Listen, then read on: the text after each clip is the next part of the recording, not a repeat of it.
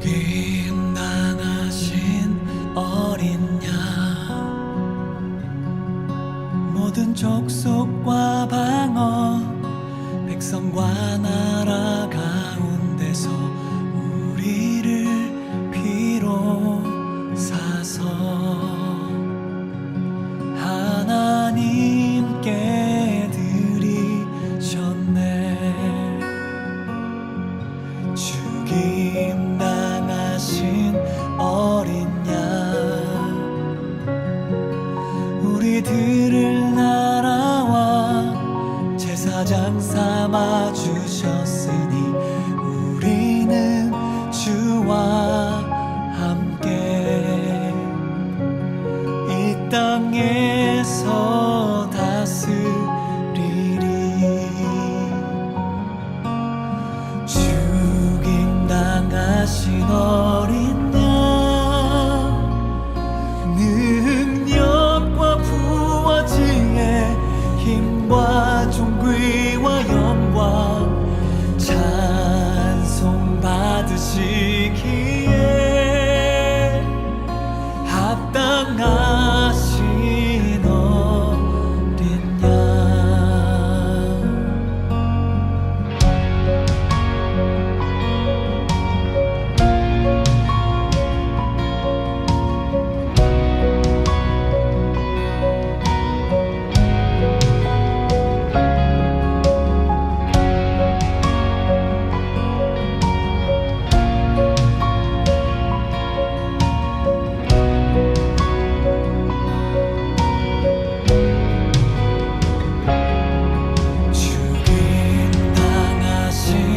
어린 양. 모든 족속과 방언, 백성과 나라 가운데서 우리를 피로 사서 하나님께 드리셨네. 죽임 당하신 어린 양, 우리들을 나라와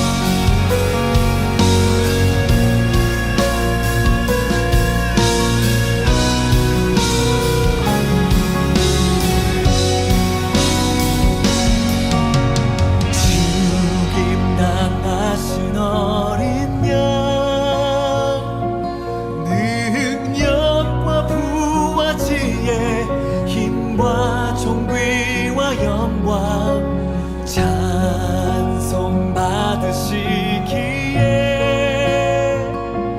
합당하신 어린 양.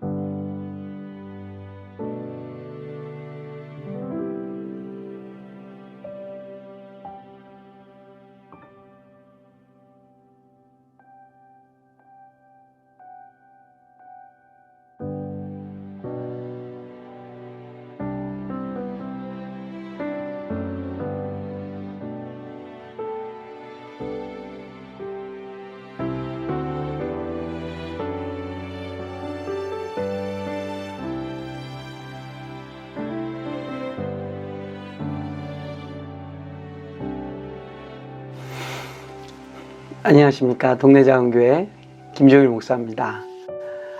오늘 예수님 부활하신 후 세 번째 주일이 되겠습니다. 이제 완연한 봄을 느낄 수 있는 그러한 계절입니다.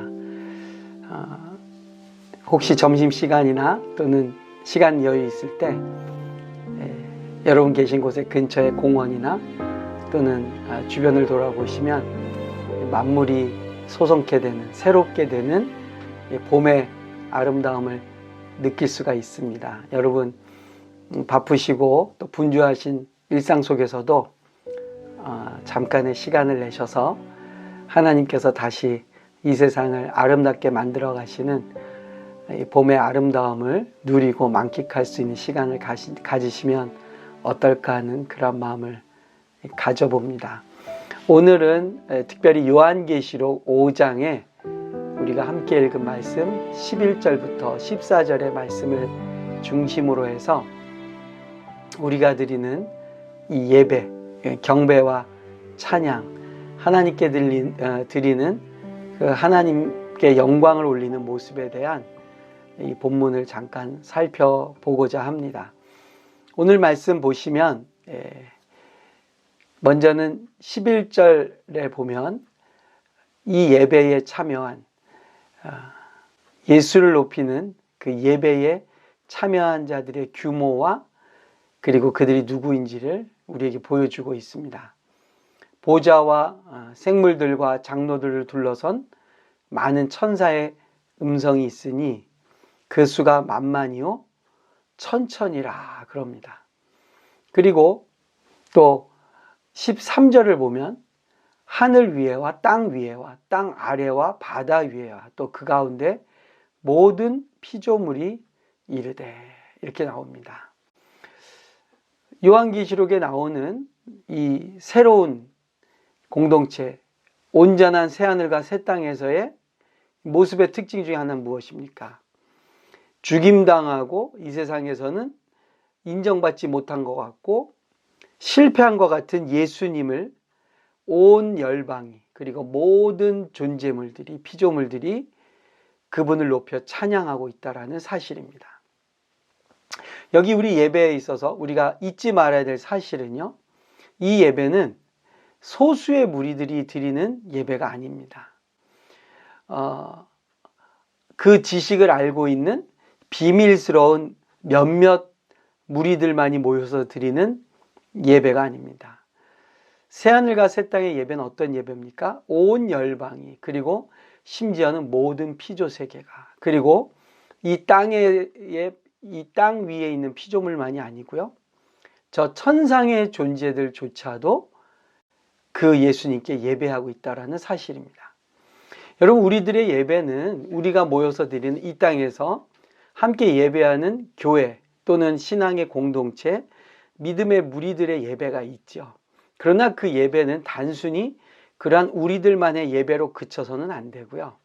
그리고 우리가 그러한 예배를 드릴 때조차도 잊지 말아야 될 사실은 우리 주 예수 그리스도는 온 열방의 통치자라는 사실이죠. 그리고 그분은 우리들의 예배뿐만 아니라 모든 이 땅의 피조물들, 그리고 우리가 다 알 수 없고 다 깨달을 수 없고 다 보지 못했지만 분명히 저 영적 세계에 있는 피조물들조차도 예수의 이름 앞에 무릎을 꿇게 된다라는 사실입니다. 그러므로 우리들의 예배는 우리들의 예배에서부터 출발해서 온 세상이 하나님을 예배할 것에 대한 기대와 소망으로 가득 차야 될 줄로 믿습니다. 그 예배는 모두가 주님을 바라보고 주님이 통치자이시고 주님이 이 땅의 왕이신 것을 노래하고, 그리고 그분께 존귀와 찬양과 영광을 올려드리는 예배인 것이죠.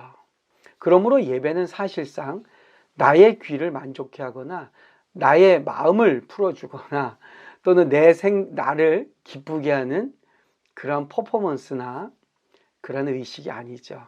예배는 오히려 그 삼위 하나님을 높이는 것이고요, 그분께 나의 모든 것을 드리는 헌신의 행위고요, 그분만이 영광 받으신다라는 것을 선포하고 그리고 소리쳐 높이는 그러한 행위입니다.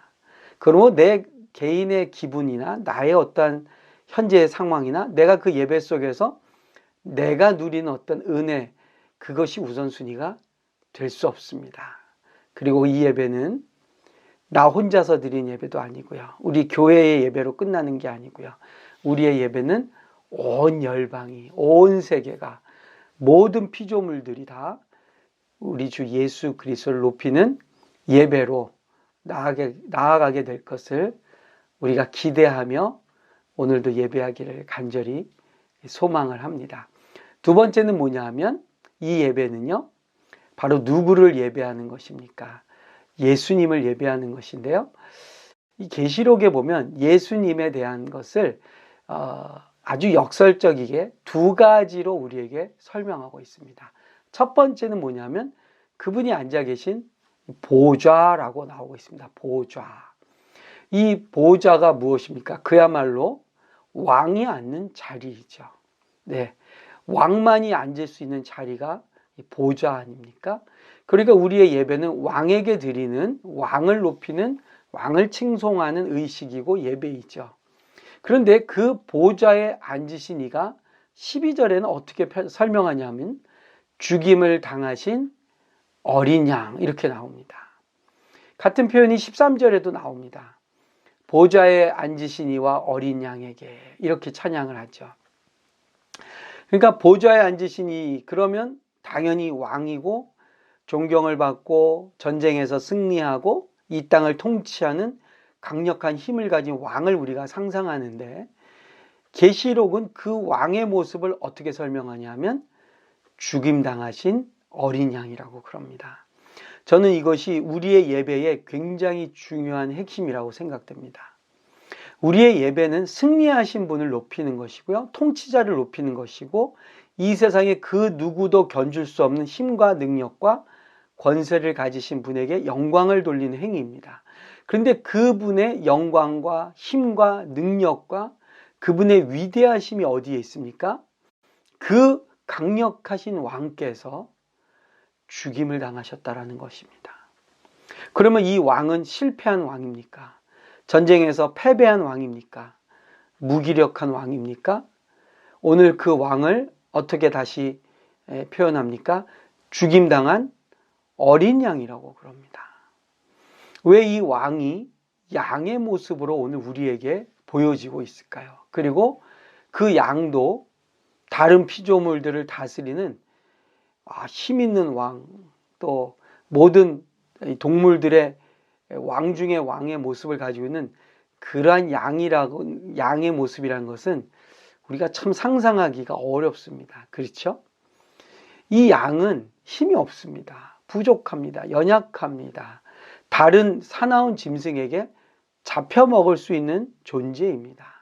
그래서 실제로 계시록의 이 저자도 그 양이 어떻다고 말합니까? 죽임을 당했다고 말합니다. 바로 하나님의 아들 예수님의 십자가의 죽음을 우리에게 보여주고 있다고 말씀할 수 있겠죠. 십자가에 죽으신 예수님, 정말 무기력해 보였습니다. 아무 저항도 하지 못했습니다. 그 모든 과정을 단방에 끝장내고 역전시킬 수 있는 능력이 있으셨는데 예수님은 그렇게 하지 않으셨다라는 것입니다. 오늘 우리가 이 보좌에 앉으신 이를 찬양하고 높이는 이유는 무엇이냐면 그분이 죽임을 당하셨다라는 것입니다. 그 죽음 앞에 그가 저항하거나 거부하지 않으셨다라는 것입니다. 이것이 그분의 왕되심의 모습입니다. 사랑하는 성도 여러분, 이것은 굉장히 역설이죠. 우리가 보통 짐승이나 동물로서 왕을 표현한다면 사자나 또는 뱀이나 아니면 용이나 또는 우리가 실제하진 않지만 상징적인 어떤 강력한 힘을 가진 그러한 동물로 통치자를 묘사하거나 드러낼 수 있을 텐데요. 요한계시록에 나오는 그 통치자는 죽임을 당한 양이라고 말합니다. 이것이 바로 기독교의 예배의 핵심입니다. 우리가 경배하고 찬양하고 높이시는 분은 이 세상을 다스리시는데 어떻게 다스리셨느냐? 자신을 드림으로, 자신을 희생함으로 우리를 구원하시고 우리를 하나님의 사랑과 평화로 통치하고 계시다는 사실입니다. 이 세상은 이렇게 양과 같이 겸손하고 자신을 희생하고 자기를 버리는 그러한 지도자는 우습게 보고요. 함부로 말하고요. 무시하고요. 그렇게 대하고 있습니다. 이 세상의 통치자들은 무기를 가지고 있고요. 권력을 가지고 있고요. 힘을 가지고 있어야 시민들이 또 백성들이 두려워하고 주변 국가들이 함부로 대하지 못합니다. 그런데 우리의 왕이신 예수님은 어떤 분이시기에 그분을 우리가 왕으로 모시느냐? 그분의 어떠한 수고와 행위가 우리가 경배드릴 왕이시느냐? 그분은 백성들을 위해 자기를 죽음으로 던진 왕이라는 사실입니다. 사랑하는 우리 성도 여러분, 우리가 그 나라에 지금 살고 있습니다. 우리가 그 나라의 정체성을 드러내라고 그러한 무리로 살으라고 교회로 우리가 모여 있습니다. 우리의 모습은요, 힘 있는 사람들 쫓아가고 권력에 가까이 가서 권력의 힘을 이용하거나 그러한 존재로 부름받은 게 아닙니다. 정말 강력하고 정말 능력 있고 정말 모든 사람들을 끌어들일 힘과 그리고 매력과 좋은 것들이 있지만 그것을 가지고 다른 사람을 지배하거나 억누르거나 또는 다른 사람을 힘으로 제압하는 나라가 아니고요. 그 모든 것들을 백성들을 위해서 사용하고 자기 자신을 죽음으로 던지는 그분이 왕이신 나라를 우리가 살고 있는 것입니다. 그러므로 우리 예수님 부활하시고 세 번째 주일을 맞은 저와 여러분이 우리의 왕이 어떤 분이신지를 제대로 바로 알고 우리도 그 나라의 통치 안에 들어가서 살 수 있기를 간절히 바랍니다. 왕이신 예수님은 자기를 던져 희생하실 뿐만 아니라 그 나라의 백성, 그 나라의 자녀로 부름받은 저와 여러분에게도 동일하게 살 것을 요구하십니다. 나를 내어놓고 나를 희생하고 나를 드림으로 온전하게 세워지는 하나님의 나라를 세워나가라고 저와 여러분을 부르신 줄로 믿습니다. 모쪼록 우리 오늘 이 본문의 말씀을 우리가 함께 보면서 이 예수님의 나라, 자기를 던짐으로 희생함으로 온전하게 시작되고 모든 권력과 모든 권세가 무릎 꿇는 그 나라, 바로 저와 여러분이 누릴 나라이고요. 우리가 살아갈 나라이고요. 우리가 그 은혜 안에서 우리 자신을 또한 던지고 희생함으로 더 강력하게 세워질 하나님의 나라입니다. 예수님께서 그러한 모습을 우리에게 먼저 보이시며 우리에게 어떠한 약속을 보여주셨습니까? 죽임당한 어린 양이 부활하셨습니다. 십자가에 달려 고통받으신 그 예수님이 다시 사셨습니다. 그러므로 우리에게 그 길을 걸어가라고 말씀하시는 주님은 우리에게 또한 무엇을 약속하고 계시겠습니까? 우리도 십자가를 지고 걸어가면 부활이 약속되어 있습니다. 내가 희생하고 내가 나를 던짐으로써 손해본 것 같고 죽은 것 같고 실패한 것 같지만 우리의 왕이신 예수님이 부활하신 것처럼 저와 여러분의 삶에도 그 부활의 능력이 넘칠 줄로 믿습니다.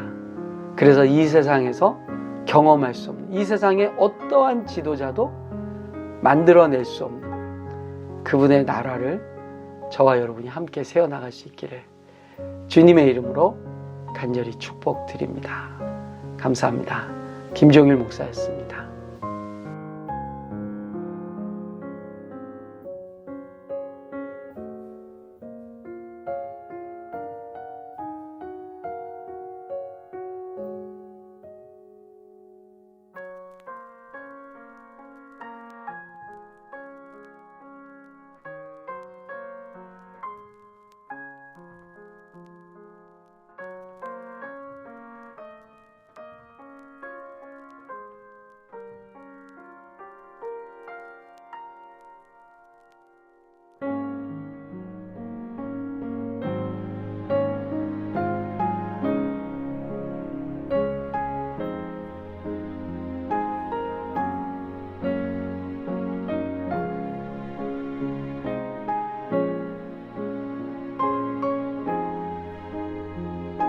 지금은 우리 주 예수 그리스도의 은혜와 하나님 아버지의 사랑과 성령님의 인도, 보호, 교통하심이 형제들에게, 자매들에게 온 세상 위에 함께 계실지어다. 아멘.